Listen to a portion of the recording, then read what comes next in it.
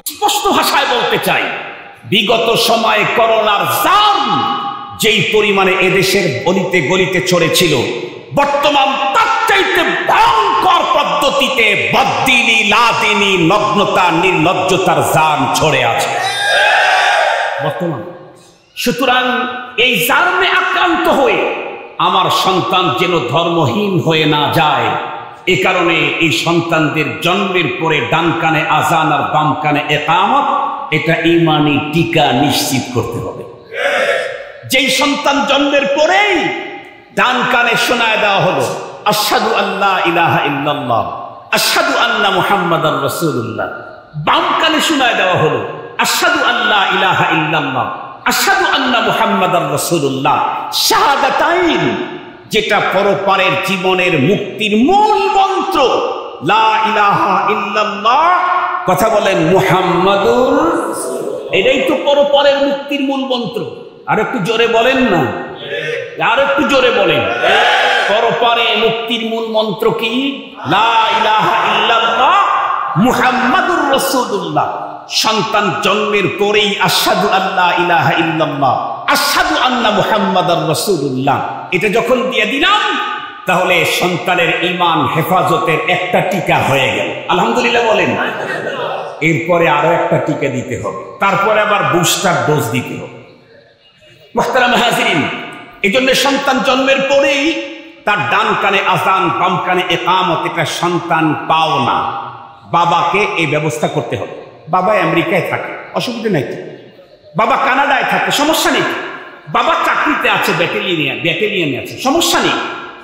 এই মার যদি প্রয়োজন হয় এই বাচ্চার সময় সিজার করতে করবে, তাতেও কোনো সমস্যা নেই।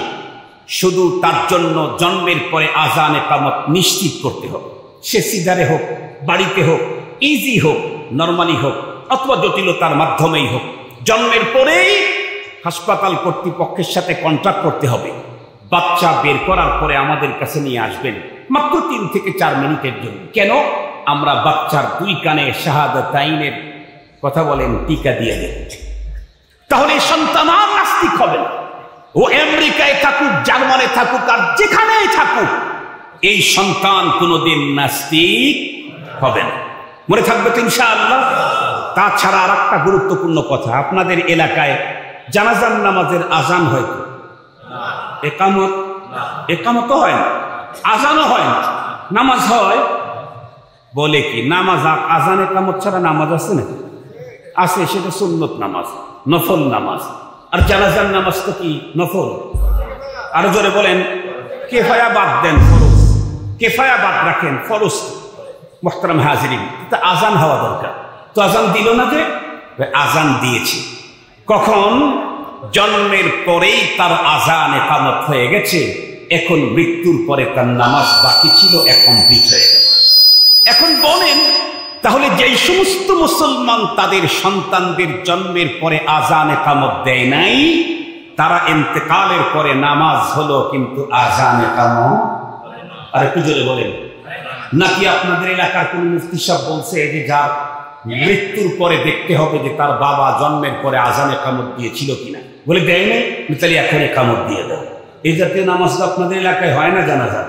আর একটু যদি বলেন, তাহলে আজান তখন দিয়ে দিতে হবে ইনশাআল্লাহ। এটা সন্তানের একটা পাওনা বাবার কাছে। বাবা নিজে দিয়ে দিবে, না হয় লোক ঠিক করে দিবে। 3য় নম্বরের পাওনা সন্তান বাবার কাছে এটা পায়। সেটি কি? 7 দিনের দিন সন্তানের জন্য আকিকা করবে, যদি বাবার সুযোগ থাকে। বাবা একেবারে গরিব, দিন আনে দিন খায়, কোন রকম চলে, তাহলে দরকার নেই। কিন্তু বাবার সুযোগ আছে, আল্লাহ সম্পদ কম দেন নাই, তাহলে এই বাবা সন্তানের জন্য আকিকা করবে। কেন? আকিকার দ্বারায় সন্তান যতদিন পৃথিবীতে বেঁচে থাকবে, এতদিন পর্যন্ত রব্বে কায়নাতের বিশেষ দয়া মায়ার অধিকারী হতে থাকবে, বিশেষ সেফটি পাবে। ওই যে দেখেন না, আমাদের দেশে যারা 25-30 বছর ডিফেন্সে চাকরি করছে, পুলিশে ছিল, আর্মিতে ছিল, রিটায়ার করেছে, কিন্তু মৃত্যু পর্যন্ত কিছু পায় না? পায় না? উনি তো পায়, ওনার স্ত্রীও পায়। কথা বলেন না কেন? উনি তো পায়, ওনার স্ত্রীও পায়, পরবর্তী প্রজন্ম কিছু না কিছু সুবিধা পায়। ঠিক তদ্রূপ আকিকার সুন্নত যদি কেউ আদায় করে দেয়, সন্তানের স্বাস্থ্য সুরক্ষা সহ সন্তানের আল্লাহ পাক বিশেষ রহমতের এরিয়াতে তাকে ঢুকায় রাখে। যেদিন সন্তানের আকিকা হবে 7 দিনের দিন, সেই দিন সন্তানের একটা গুরুত্বপূর্ণ পাওনা বাবা মার কাছে, মায়ের কাছে, বাবার কাছে। সেটি কি? মান উলিদা লাহু ওয়ালাদুন ফালইউহসিন ইসমা। নবী আলাইহিস সালাম বলেন, সন্তান তার মা বাবার কাছে তার জন্য একটা সুন্দর নাম, এটা সন্তানের পাওনা, সুন্দর নাম। কিন্তু মুসিবত হলো বর্তমান সময়ের সুন্দর এটা বলি নাই, হাদিসের ভাষায় যেটা সুন্দর সেটা বলছি। এখনকার সুন্দর নাম কি? আনকমন, কারো কাছে নেই।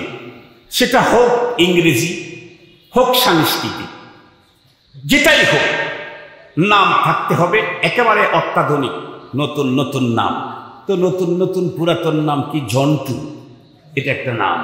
প্রিয়াঙ্কা, এটা একটা নাম। এটা ওয়াজিব গুন্না পড়ছেন না আপনারা? ওয়াজিব গুন্না পড়েন নাই? প্রিয়াঙ্কা ওয়াজিব গুন্না, ওয়াজিব গুন্না করেই পড়তে হবে। ইতি, প্রীতি, আপন, এগুলি মানুষের নাম। আপন, ডাব্লু, এটা মানুষের নাম। বলুন তো দেখি, যেই নামগুলি বললাম, এই নামে হিন্দু মুসলিম বোঝার তো কোনো উপায়? এই নামগুলি হিন্দু মুসলিম বোঝার উপায় নাই। আমাদের দেশের আবার এখন আর একটা ফ্যাশন চলতেছে, সেটি কি? একটা নাম রাখে না, নাম রাখে 2টা। একটা ইসলামী নাম মুসলিম হিসাবে, আর একটা আধুনিক নাম। সে যে এখন আধুনিক এটা বুঝাবার জন্য। মজার কথা হলো, ভালো ইসলামী নামটা এটা ব্যবহার করে না। এটা যেহেতু ভালো নাম, এজন্য সুন্দর করে ফাইন করে লিখে কাঁচ দিয়ে এটাকে গ্লাস দিয়ে বেঁধে এটা রাখে হলো শোকেসের মধ্যে।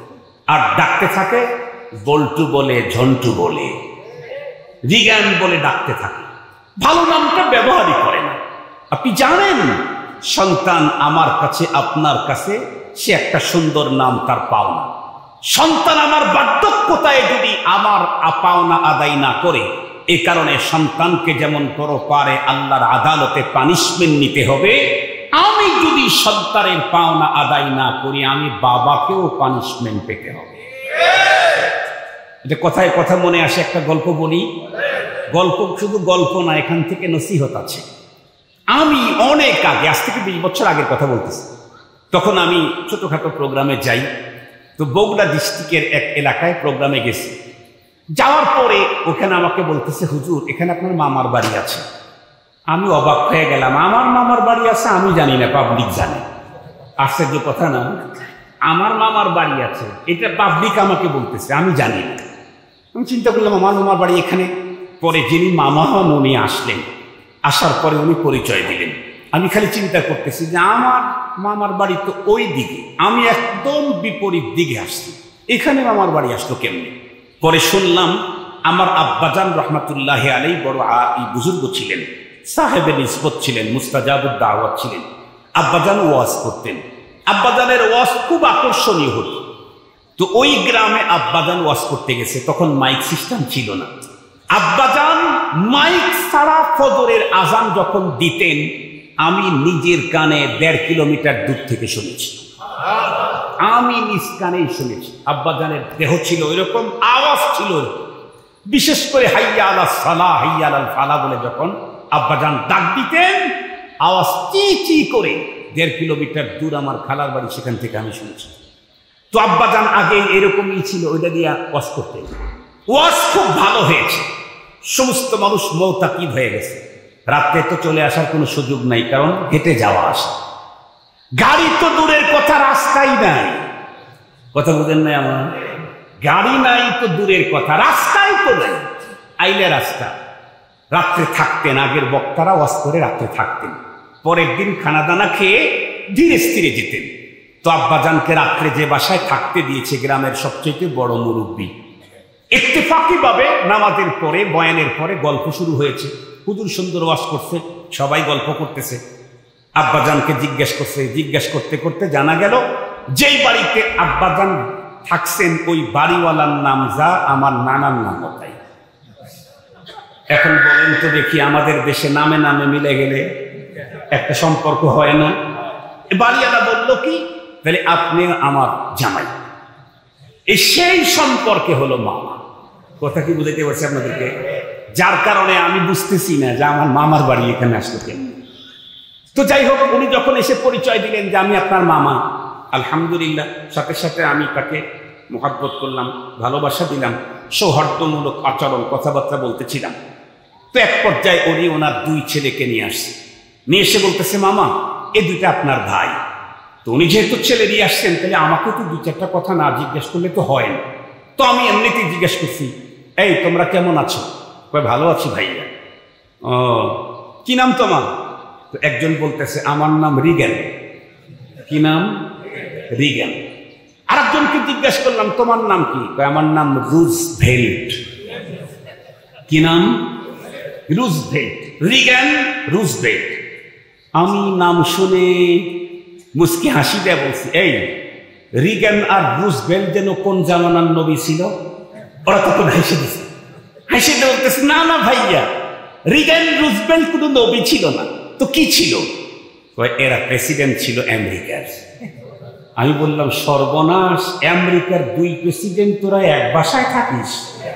ওরা তো তখন হেসে দিয়েছে আমার দিকে চেয়ে, হেসে দিয়ে বলতেছে, আমি তখন জিজ্ঞাসা করছি মামা পাশেই দাঁড়ানো আছে।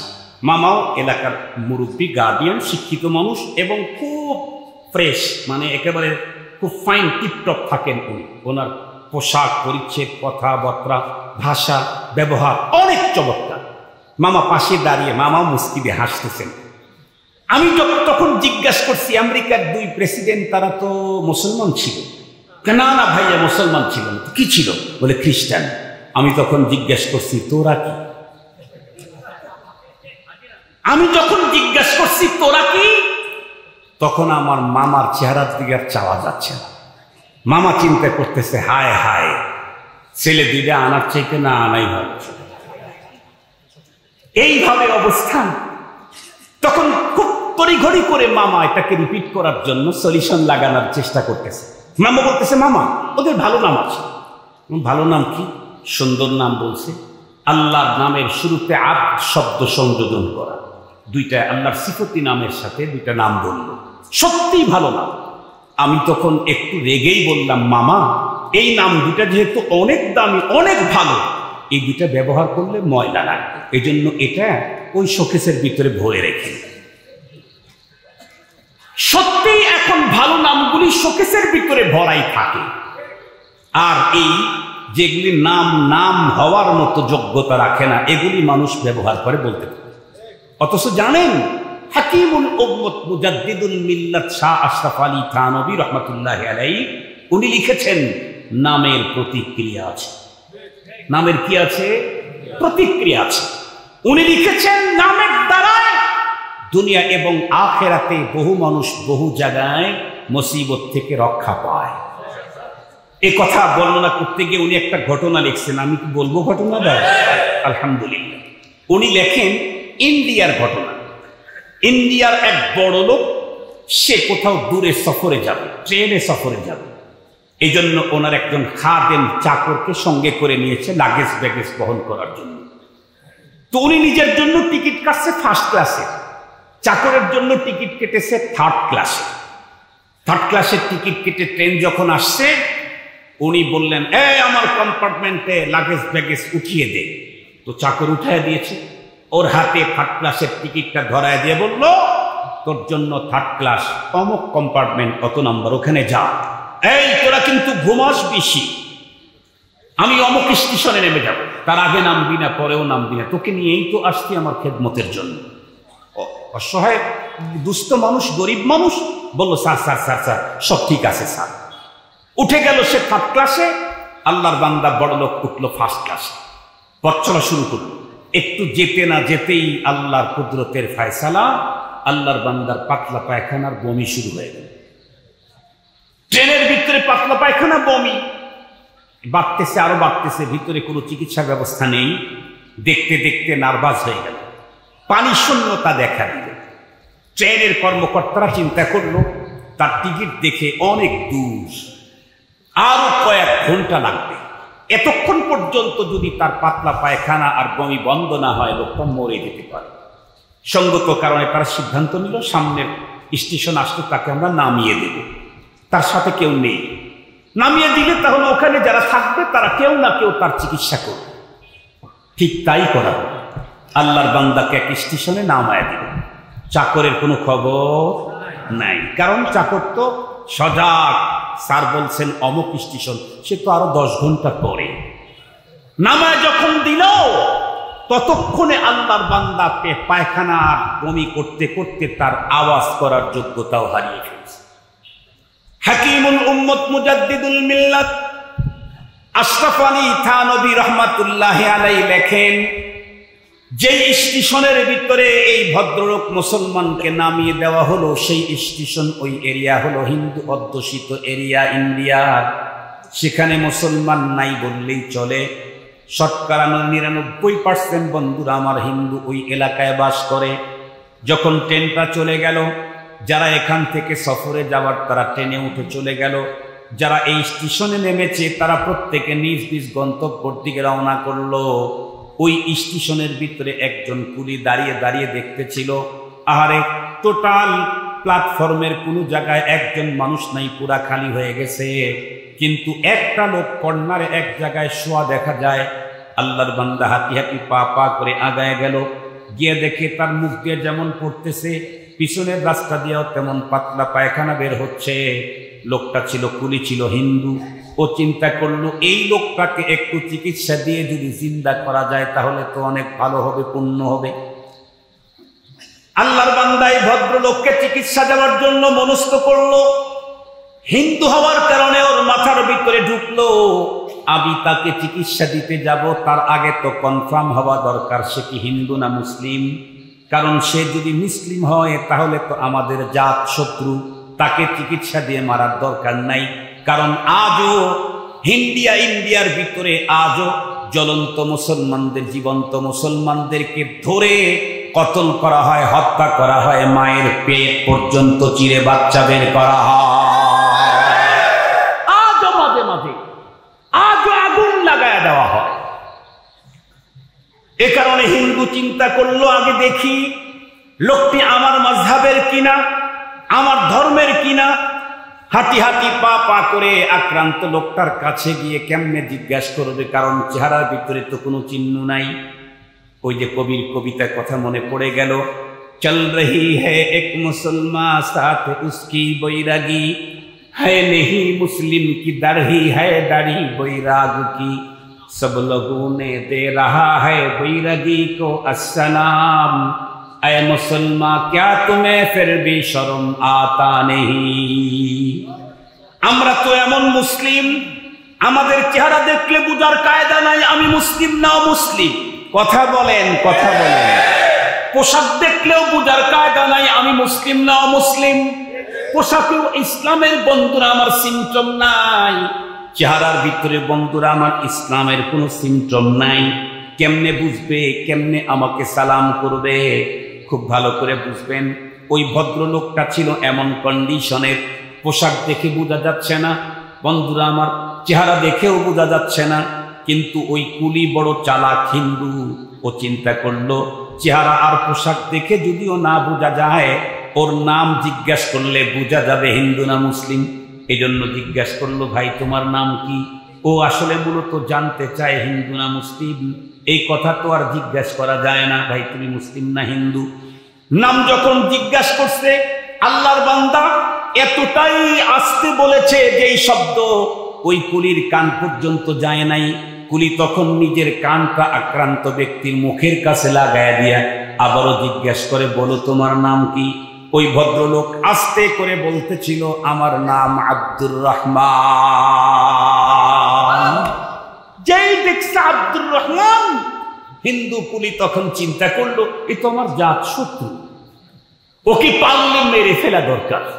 মেরে ফেলা দরকার নেই, এমনি মরবে, চিকিৎসা দেওয়ার আর দরকার নেই। বাস চলে গেল। দুনিয়ার সব ধর্ম মানুষকে এই শিক্ষা দিতে পারে, কিন্তু ইসলাম এই শিক্ষা দেয়নি। ইসলাম তো শিক্ষা দিয়েছে ইতর প্রাণী কুকুরকে ওয়ান টাইম পানি পান করানোর কারণে প্রতিটা নারীর জন্য আল্লাহ জান্নাতের ফয়সালা করে দিয়েছে। এটা ইসলামের শিক্ষা। ইসলাম তো শিক্ষা দিয়েছে অন্যায় ভাবে একটা পিপিলিকাও মারতে যাবে না। খুব ভালো করে বুঝবেন ইসলামের নীতি কি তা জানেন?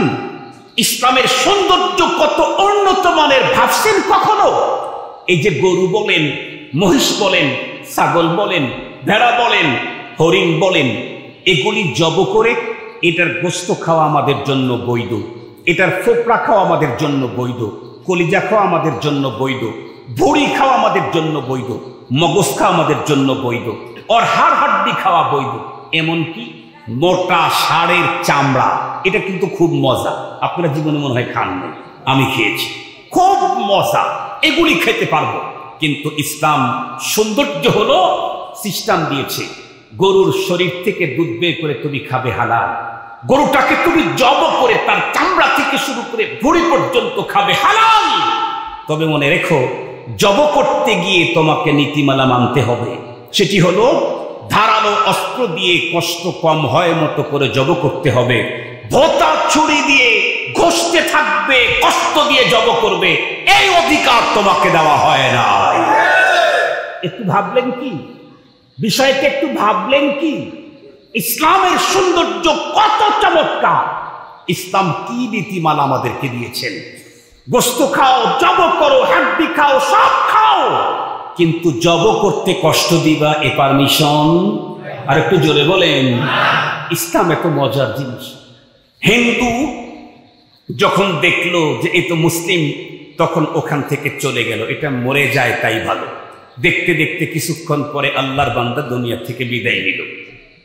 তার যে গোলাম আছে, চাকর আছে, কাজের ছেলে, সে 7-8 ঘন্টা পরে নির্ধারিত স্টেশনে নেমে স্যারকে খোঁজে, স্যারকে পায় না, পায় না তো পায় না, হারাইছে তো হারিয়েই গেছে।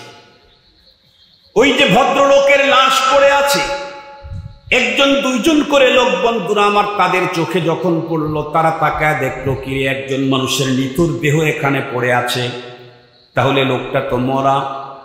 এখন অবশ্যই তাকে মানুষ বন্ধুরা আমার যে কোনোভাবে সমাধি তো কিছু করা লাগবে, সমাধান তো যেতেই হবে। ওখানে হিন্দুরা জমা হয়ে গেল।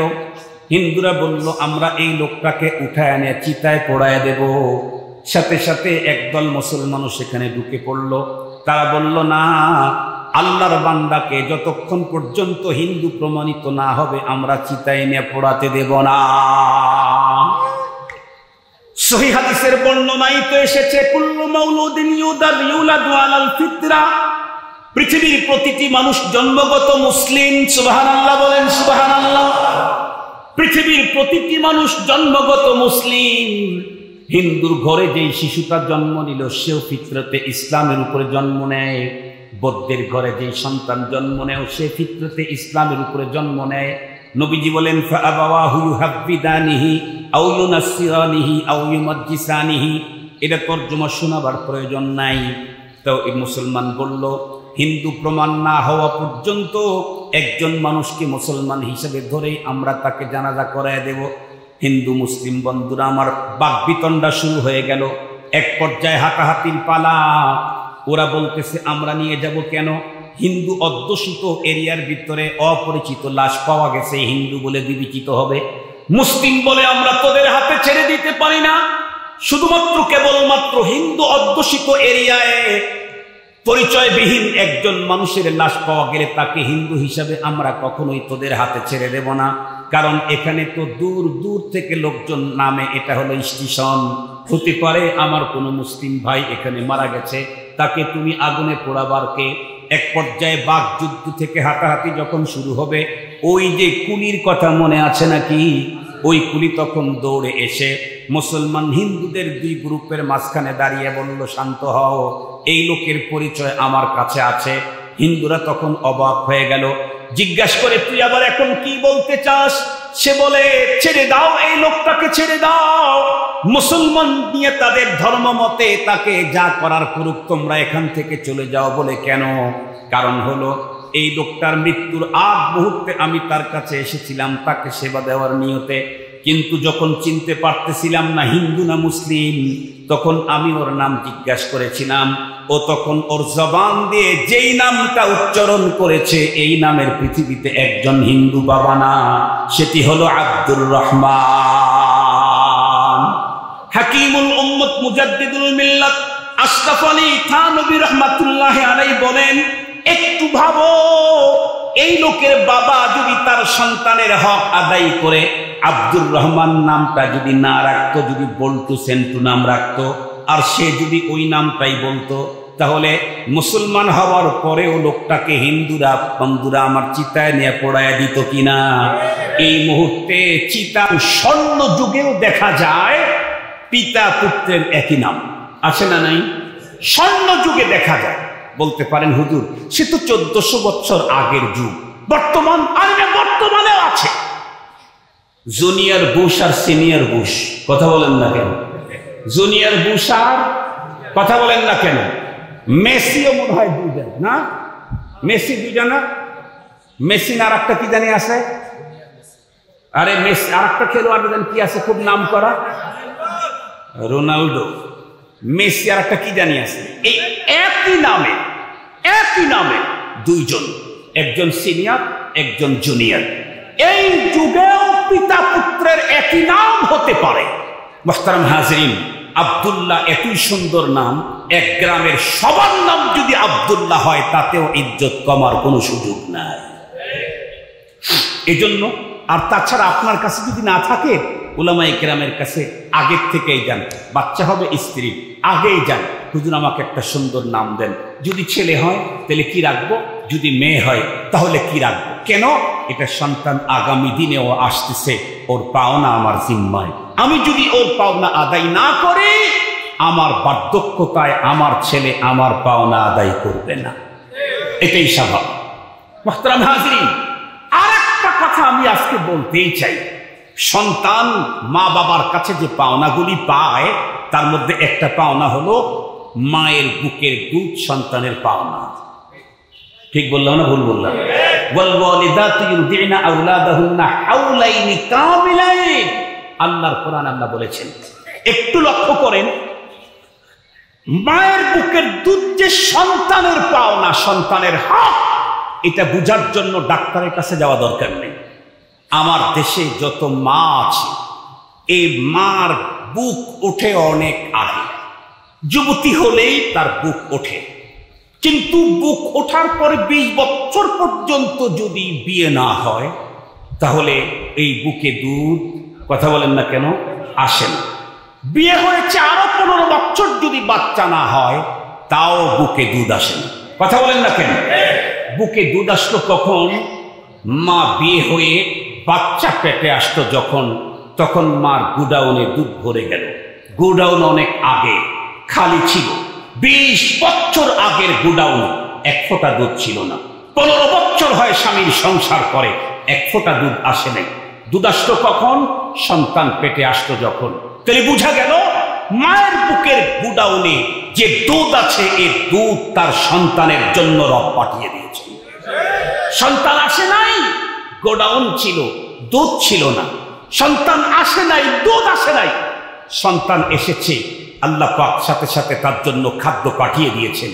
এমন খাদ্য তাম পৃথিবীর সমস্ত ডাক্তারদের ঐক্যমত, মায়ের বুকের শাল দুধ যেটা, এটা সন্তানের জন্য এমন মেডিসিন, যেই জাতীয় মেডিসিন তাম দুনিয়া কিয়ামত পর্যন্ত আবিষ্কার করতে পারে না। এত বড় মেডিসিন, যেই সন্তান মায়ের বুকের দুধ যত বেশি খাবে, ওই সন্তানের ভিতরে মৃত্যু পর্যন্ত রোগ প্রতিরোধ ক্ষমতা তত বাড়বে। কিন্তু আজকের আধুনিকা মা শুধুই নিজের দেহের ফিটনেস নষ্ট যাতে না হয়, এই জন্য সন্তানদেরকে দুধ পান করায় না। গ্রামগঞ্জে হয়তো নাই, কিন্তু একটু শহরের দিকে গেলেই জানতে পারবে। আজকের আধুনিকা মা শুধুই তার ফিটনেসের সৌন্দর্য রক্ষার জন্য সন্তানের হক থেকে বঞ্চিত করে তাকে ফিডার খাওয়ায়। ওই মাকে বলতে চাই, ও মা, আজকে তোমার যৌবন আছে, আজকে তোমার শক্তি আছে, রক্ত গরম আছে, সৌন্দর্য আছে, পাওয়ার আছে, তাই তুমি তোমার সৌন্দর্যটা নষ্ট না করার জন্য সন্তানকে ফিডার খাওয়াই না, তার পাওনা তাকে দিলা না। অপেক্ষা করো, তুমি যখন বৃদ্ধা হবে তখন তোমার সন্তান তোমার বাড়ি থেকে বের করে বৃদ্ধাশ্রমে বসায়া ফিডার খাওয়াবে। তখন তোমাকে তোমার ঘর থেকে বের করবে, তোমাকে বৃদ্ধাশ্রমে পাঠায় ফিডার খাওয়াবে।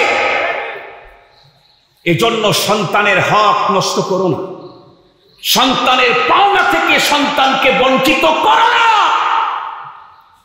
ইসলাম যেই হক আমার জিম্মায় দিয়েছেন সন্তানের, আমি যদি আদায় করি, আমার বার্ধক্যতায় আমার সন্তান আমার খেদমত করবেই ইনশাআল্লাহ।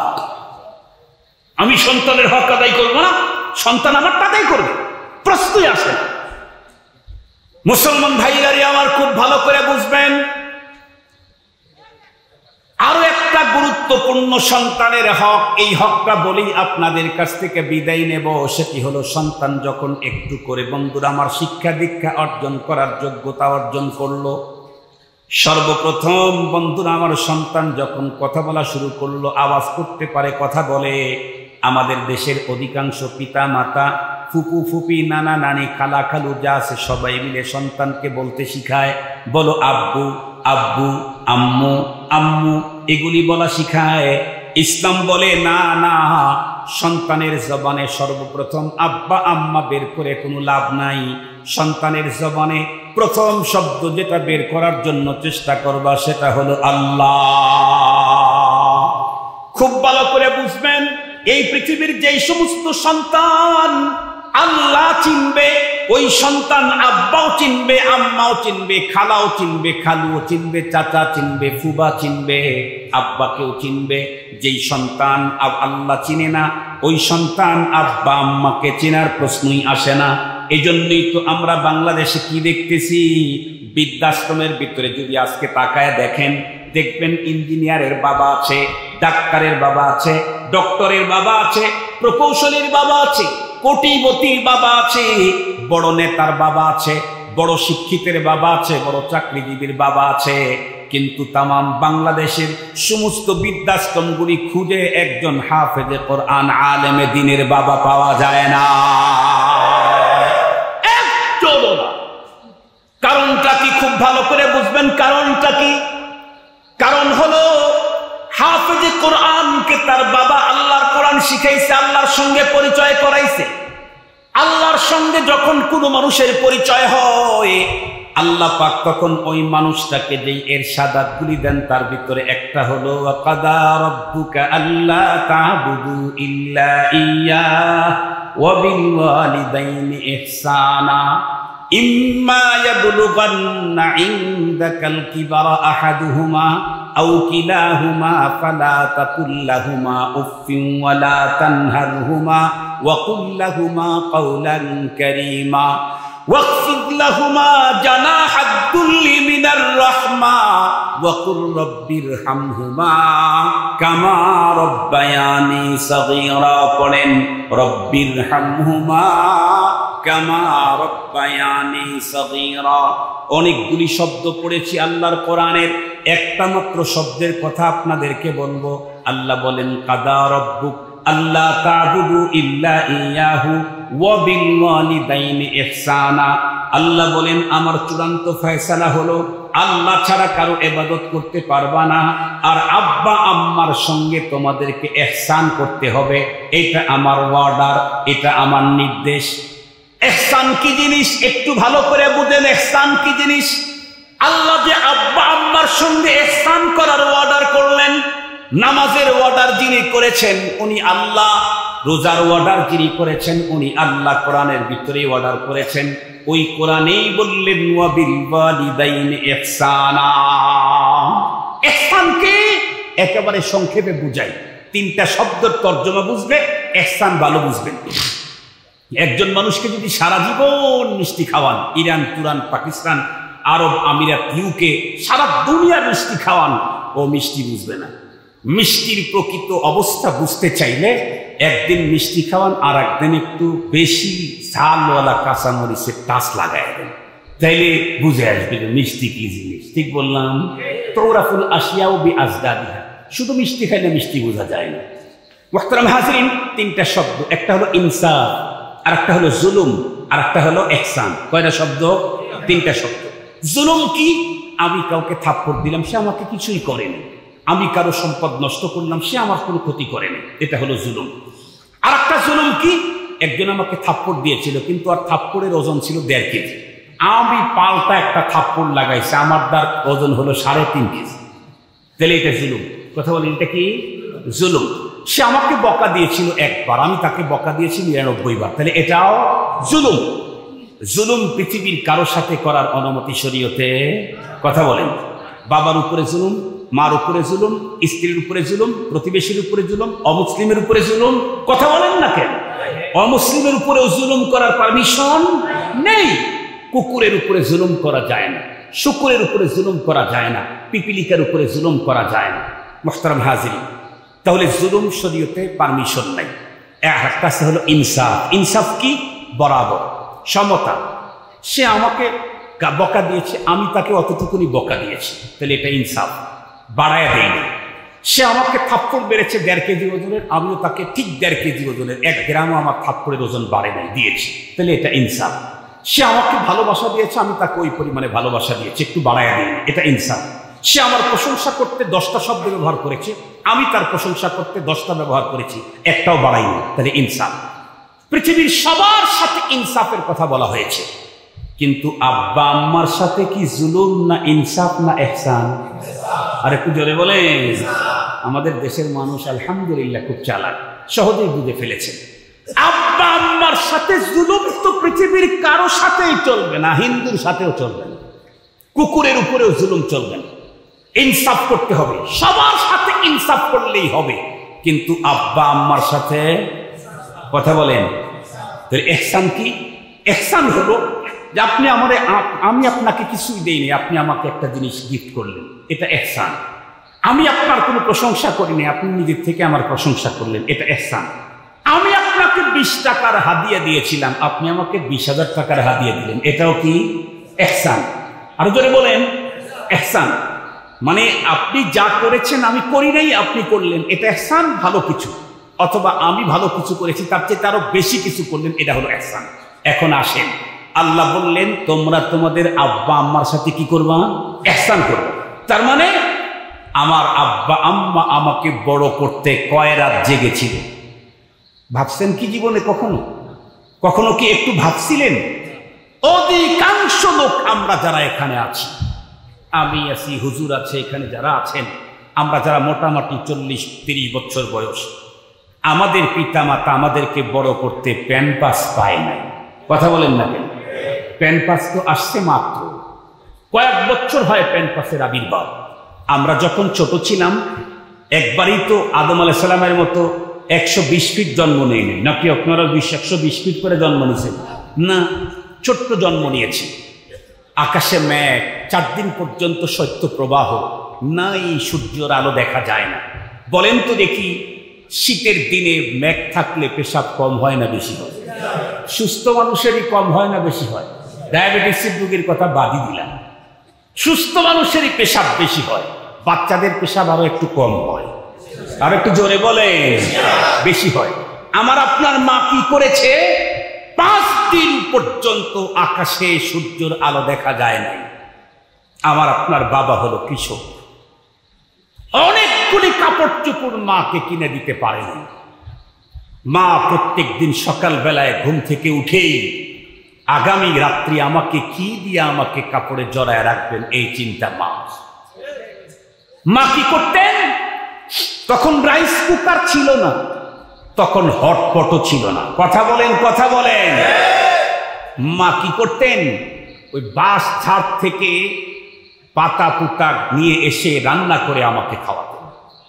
সেই সময় আমার আপনার মা কি করেছেন? ফজরের পরে ঘুম থেকে উঠেই মায়ের মাথার মধ্যে চিন্তা, মাগরিবের পর থেকে সন্তানকে আসার পরে তো আর কেউ নেবে না, আমার কোলেই থাকবে। যতক্ষণ সূর্য আসে ঘুমায় নাই, ততক্ষণ পর্যন্ত বোন নেয়, ভাগ্নি নেয়, ফুপু নেয়, খালা নেয়, চাচা নেয়, আরো অনেকে নেয়। কিন্তু রাত্রিতে যখন ঘুমের টাইম, তখন কেউ নেয় না। সন্তান কার কাছে থাকে? মার কাছে।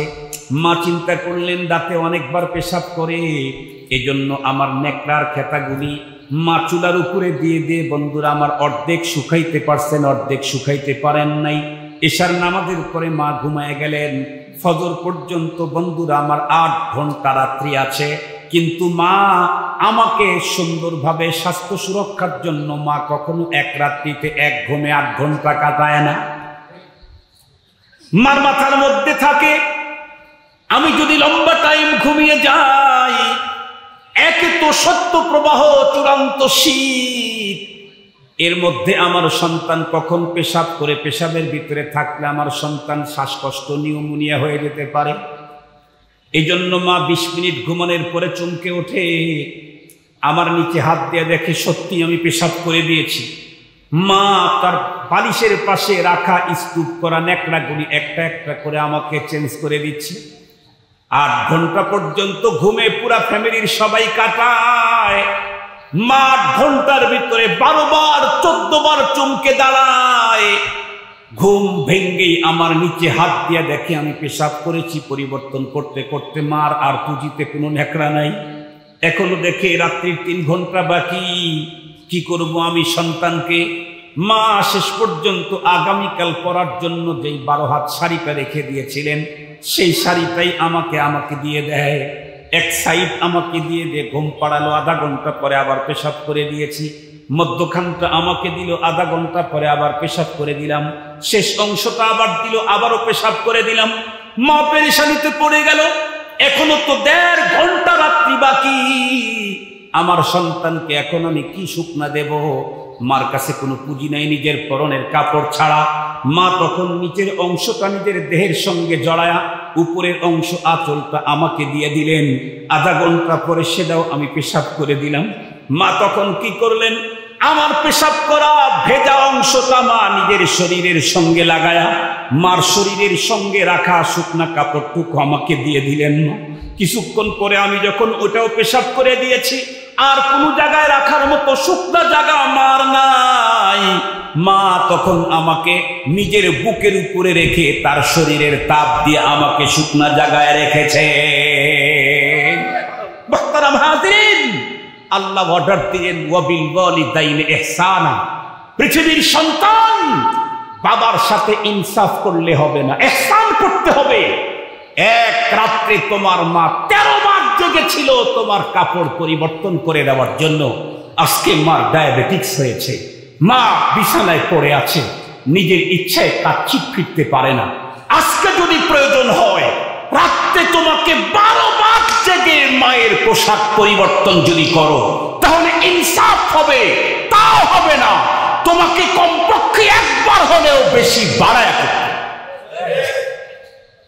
মা 12 বার জেগেছিলেন, আমি 12 বার জাগলাম, ইনসাফ হল।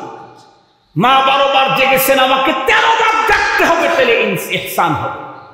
আপনারা বলুন, বাবা ছোটবেলায় বলেছিলাম বাবা আমার জন্য বিস্কুট আনো, বাবার তো প্রয়োজনীয় খাবার কেনার টাকাই নাই।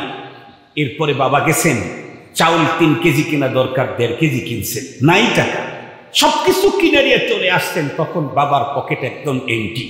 আধা কিলোমিটার চলে আসছেন, হঠাৎ করে বাবার মনে পড়ে গেছে, আমাকে না ছেলে বলেছিল বাবা একটা চকলেট নিয়ে আসুন, আমি এখন বাসায় যাব, চকলেট ছাড়া সন্তানের সামনে আমি কেমনে দাঁড়াবো?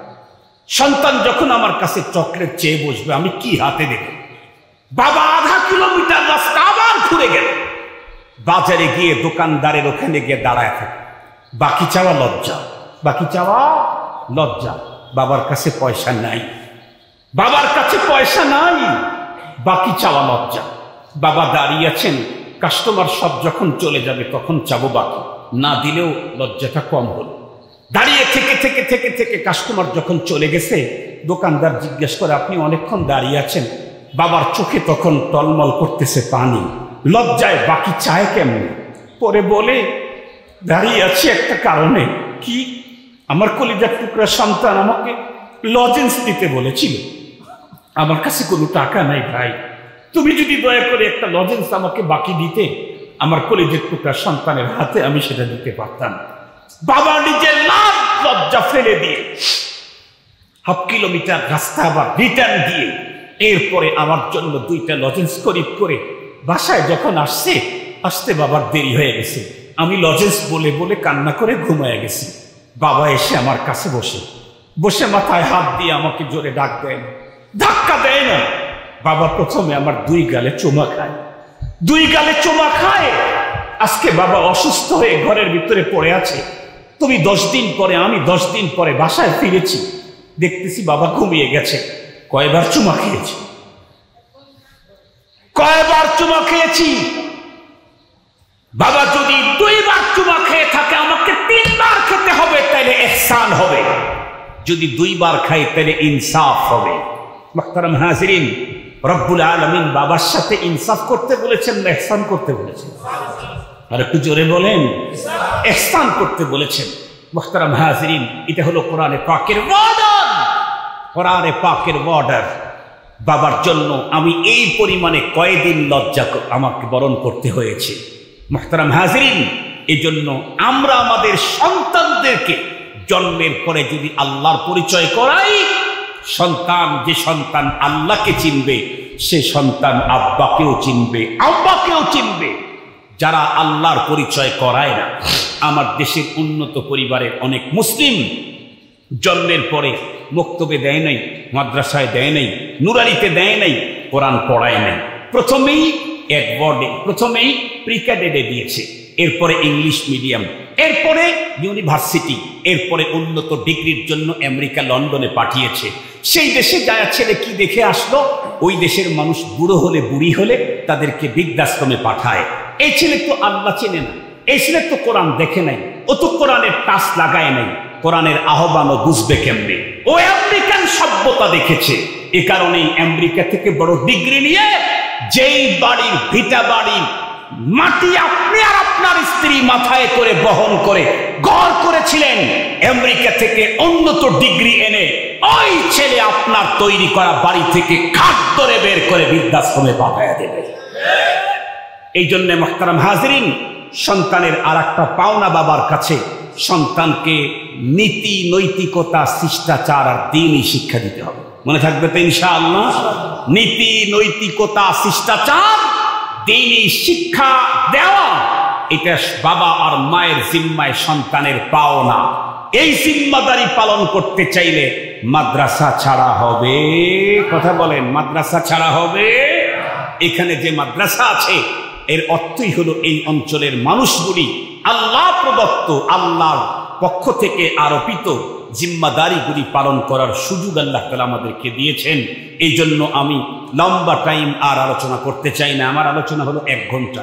আমি বলেই শুরু করেছিলাম, গ্রাম দেখে আলোচনাটা একটু বাড়াইয়া দিয়েছি, নাইলে সভাপতি বলবো হায় হায় এত বড় হুজুর নিয়ে আসলাম, 1 ঘন্টা ওয়াজ শুরুই হলো না, তার আগেই শেষ হয়ে গেল। এই জন্য মুহতারাম হাজিরিন, অল্পক্ষণ পরে আমরা দোয়া করব নিজেদের জন্য, পিতামাতার জন্য, তামাম দুনিয়ার মুসলিম মুসলমানদের জন্য, গাজার মুসলমানদের জন্য, ফিলিস্তিনের মুসলমানদের জন্য, কারাবন্দী আলেমদের জন্য দোয়া করবেন তো ইনশাআল্লাহ? প্রত্যেকে বসেন, প্রত্যেকে বসেন, আমরা এদের জন্য দোয়া করব। তার আগে দ্বীনি প্রতিষ্ঠান, আল্লাহর দ্বীন হেফাজতের বাতিঘর এখানে দিপ দিপ করে জ্বলতে আছে। মাদ্রাসা চৌমোহনী ফয়জুল উলুম মাদ্রাসা, এই মাদ্রাসার সহযোগিতার জন্য আপনারা কে কতটুকু সহযোগিতা করতে পারেন? আমার পক্ষ থেকে কোনো আবেদন এইভাবে থাকবে না, 1 লাখ দেন, 2 লাখ দেন, 5 লাখ দেন, 50,000 দেন, কিচ্ছু বলবো না। আপনি দিবেন, আপনি আল্লাহর কাছ থেকে নিবেন। আপনার সাথে আল্লাহর সাথে বাইনাকা ওয়া বাইনাল্লাহ কাজ চলবে। আমি মাঝখান থেকে স্ট্যান্ডিং দালাল, আমি দালালি করতেছি। আপনারা দিবেন, আপনি মালিকের কাছ থেকে যা পাবেন ওখান থেকে আমি একটা পার্সেন্টেজ পরে আমি উঠাই নেব ইনশাআল্লাহ। কথা বলেন না ভাই? আমি একটা দালালি করতেছি আপনার আর আল্লাহর মাঝে। এই জন্য বলুন, সর্বপ্রথম কোন আল্লাহর বান্দা যা বলেন, 100 বলেন, 1000 বলেন, 1 লাখ বলেন, বলেন যে হুজুর আমি এই টাকাটা দিলাম দ্বীনি প্রতিষ্ঠানের জন্য। এই প্রতিষ্ঠান না থাকলে তো আমি সন্তানের হক আদায় করতে পারবো না। সন্তানের ঈমান হেফাজতের 2য় নাম্বার টিকাই হলো কোরআনের শিক্ষা দিতে হবে। প্রথম টিকা 2 কানে আজান ইকামত, আর 2য় নাম্বার টিকা হলো কোরআনে পাকের শিক্ষা। এই টিকাটা নিশ্চিত করতে চাইলে এই কোরআনের বাগান লাগবে। সর্বপ্রথম বলেন তো দেখি কোন আল্লাহর বান্দা কয় টাকা দিবেন? একজন বলেন 500 টাকা নিয়েই বলেন, 5000 টাকা নিয়েই বলেন, 50,000 টাকা নিয়েই বলেন। আলহামদুলিল্লাহ। কত দিবেন? মাশাআল্লাহ। এই যে আমার এক ভাই একেবারে স্টেজে চলে